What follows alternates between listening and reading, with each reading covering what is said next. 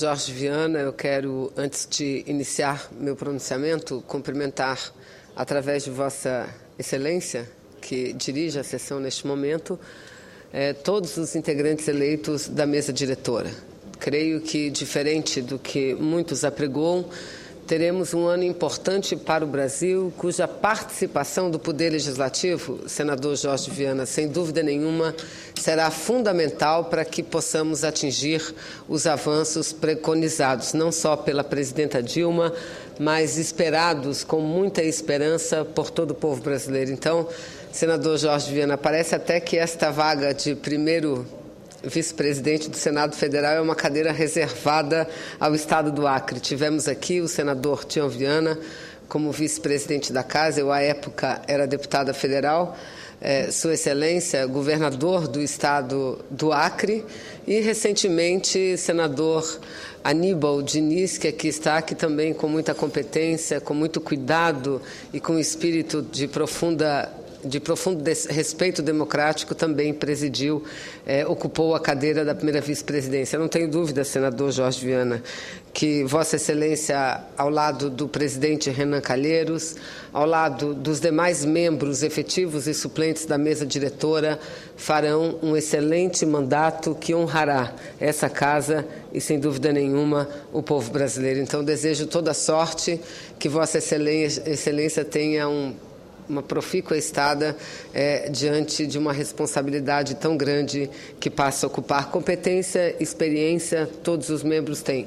E vontade, desejo político é exatamente o que têm todos os parlamentares, senadoras e senadores do Brasil têm também, senhor presidente. Mas eu venho a essa tribuna, primeiro, mas antes de falar, eu gostaria também de cumprimentar o senador Figueiró, que me antecedeu nessa tribuna, e ele que foi contemporâneo de vosso pai, senador Jorge, mas que é uma pessoa extremamente jovem. Já tive a possibilidade de conversar longamente com o senador Figueiró, e uma pessoa de ideias muito avançadas, apesar de toda a sua experiência como cidadão e experiência de militância política também. E, senador Figueiró, que o senhor transmita ao senador Russo nossos votos para que tenha a sua saúde recuperada.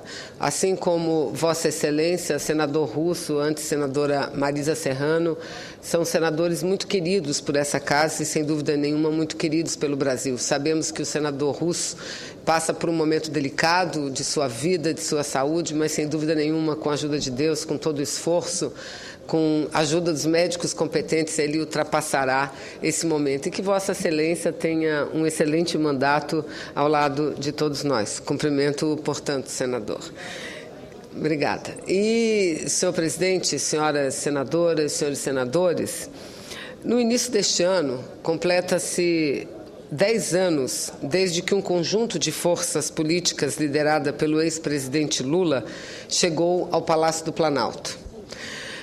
Não há dúvida, de lá para cá, o Brasil tem mudado radicalmente, principalmente porque o novo governo fundamentou a sua política no Estado como indutor do desenvolvimento econômico e priorizou as políticas sociais. No campo externo, o país direcionou suas ações para uma parceria maior, uma parceria mais sólida com os países latino-americanos, caribenhos, países do continente africano, com a Rússia, Índia, China e União Europeia. Ou seja, a política externa foi marcada pela diversificação nas relações entre o nosso país e as demais nações, o que tem sido muito importante, inclusive, no enfrentamento da crise econômica internacional. Um quadro, senhor presidente, que é totalmente adverso dos governos anteriores, quando se trabalhou pelo desmonte do Estado, ou seja, através da tentativa e da aplicação até certo ponto, da política do Estado mínimo.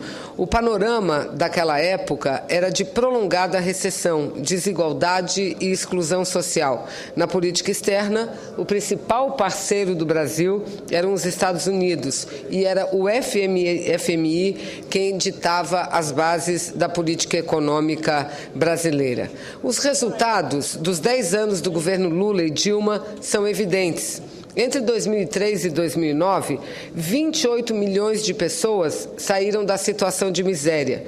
Entre 2003 e 2011, à classe média foram incorporados aproximadamente 40 milhões de brasileiros. Os programas Bolsa Família, Brasil Carinhoso, entre outros, têm contribuído decididamente para a queda dos níveis e índices de miséria em nosso país. Eu aqui quero citar um artigo recentíssimo do jornalista José Carlos Rui, que foi publicado no Portal Vermelho.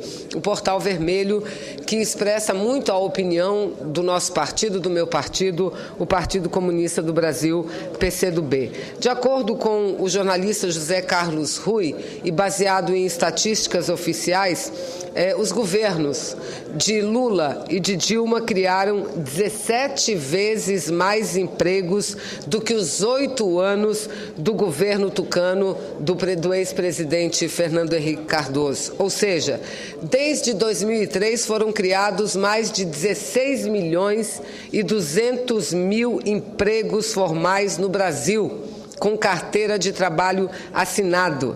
Isso dá uma média mensal de mais de 135 mil empregos, ou seja, mais de 4.500 empregos novos, formais, criados por dia, nos 10 anos do governo do presidente Lula e da presidenta Dilma. Nos 8 anos do governo tucano, entre 94 e 2002, o saldo de empregos foi de apenas 780 mil empregos formais, ou seja, uma média mensal de irrisórios 8 mil empregos, contra os atuais, repito, mais de 135 mil empregos. Porém, apesar desses nítidos avanços, eu aqui quero rapidamente destacar que no mercado de trabalho as mulheres foram as que mais avançaram e continuam avançando. Entretanto, senadora Ana Amélia, senadora Ana Rita, voltarei à tribuna somente para falar disso, da presença da mulher no mercado de trabalho do Brasil. As mulheres que a cada dia têm se mostrado muito capazes, mas que ainda encontram muitas dificuldades de alcançar e conquistar e ocupar postos chaves. Mas temos avançado e isso é muito importante para todas nós, mulheres brasileiras, principalmente nós parlamentares, que lutamos muito por uma sociedade onde homens e mulheres sejam tratados de forma igual, sem qualquer tipo de manifestação de discriminação. Porém, senhor presidente, senhoras e senhores senadores, apesar dos índices claros de avanços alcançados no país, os efeitos da grande crise capitalista no mundo continuam nos impondo desafios. Diante do fraco crescimento do PIB no ano passado, em torno de 1 a 1,2%, é de fundamental importância que este ano de 2013 o PIB alcance um crescimento significativo. E eu acredito que muitas medidas e medidas importantes, imprescindíveis, que deveriam ser tomadas pelo governo estão efetivamente sendo tomadas para que a gente possa esse ano crescer e daí numa sequência de forma sustentável, segura, num ritmo muito mais acelerado do que os atuais 1%. Entendemos nós do Partido Comunista do Brasil que deveríamos crescer no mínimo neste ano de 2013, alcançarmos um índice superior a 4% do PIB, senhor presidente. E para contribuir neste processo, repito, nós temos debatido muito internamente a questão econômica brasileira e temos analisado a necessidade que o Brasil tem de aumentar os investimentos do país de forma que alcance no mínimo 25% do produto interno bruto. Este é o mínimo 25% do PIB que o Brasil precisa investir para alcançar os empregos e seguir avançando no seu crescimento econômico e, principalmente, crescimento e desenvolvimento social com a inclusão que queremos de todos os brasileiros e de todas as brasileiras. Além disso, entendemos necessário também modernizar e aumentar a produtividade do parque industrial brasileiro, com mais aportes em ciência, tecnologia e inovação. Também, como fundamental, entendemos a necessidade de acelerar os investimentos no PAC, no Programa de Aceleração do Crescimento, elevando sua eficiência e acelerando a execução das obras, sobretudo nas áreas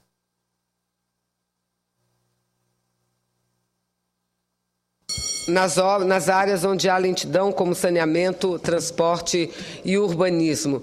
No campo econômico, é preciso dar seguimento ao correto ciclo de redução da taxa de juros. E aí eu abro um parênteses para falar da coragem da presidenta Dilma de baixar significativamente os juros oficiais do Brasil, que tem servido nesses últimos anos apenas para transferir recursos públicos, capitais do povo brasileiro para poucas empresas ou poucos empresários nacionais e internacionais. Então, é necessário que se siga mudando a política macroeconômica e, principalmente, reduzindo essas taxas de juros, senhor presidente. Eu quero dizer que, com muito orgulho, eu que sou parlamentar, estou no meu 14º ano de parlamento, 12 anos deputada, e esse ano, iniciando o 3º ano de mandato de senadora da República.